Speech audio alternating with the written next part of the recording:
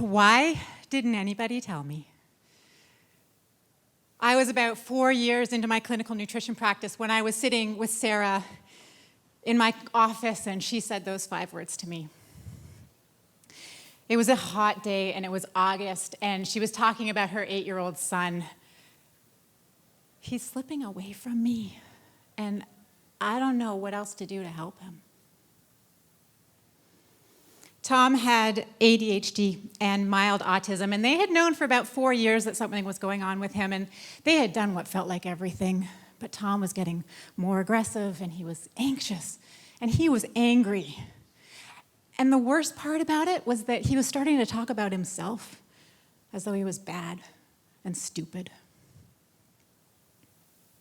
There is nothing worse than seeing your child struggle and not knowing how to help them. And there was nothing I wanted more at that moment than to help steer this child in a different direction and ease the stress of that mother. What I have to talk about today is about our kids, but even if you don't have kids or you don't work with kids, the gap this generation is falling through affects all of us. ADD, ODD, IEPs, over 70% of the time, mental health issues surface in childhood, and those brave souls working in health and education are stuck playing a game of whack-a-mole for years, trying to keep these kids afloat and manage their symptoms.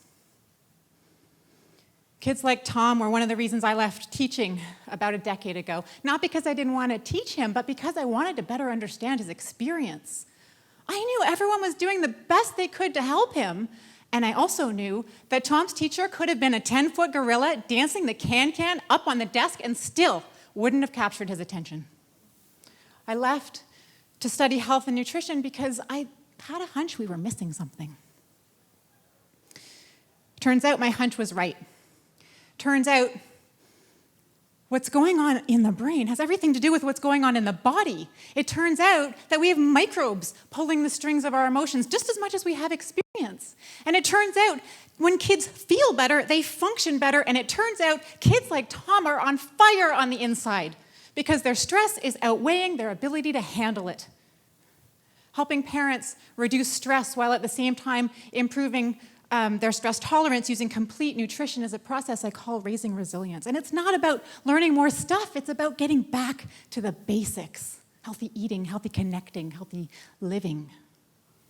When I told Sarah that we could influence how Tom was feeling by changing how he was feeling in his body, she sat up because this made sense. There was a good kid in there and that kid could thrive. Why didn't anyone tell me after all the work trying to understand his anger, trying to shift his behavior, and they had missed the underlying maintenance work of improving the health of his body.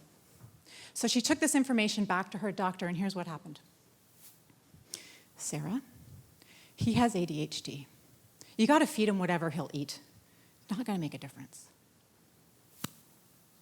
Integrating this piece, this critical piece, of nourishment into how we treat learning and mood and behavior issues in kids is exhausting work for parents, and we can't expect them to do it alone. Every day, we are faced not only with disbelief, but with flat-out sabotage and even outrage, because we're busting through a paradigm. For centuries, we've been told that the brain and the body have nothing at all to do with each other.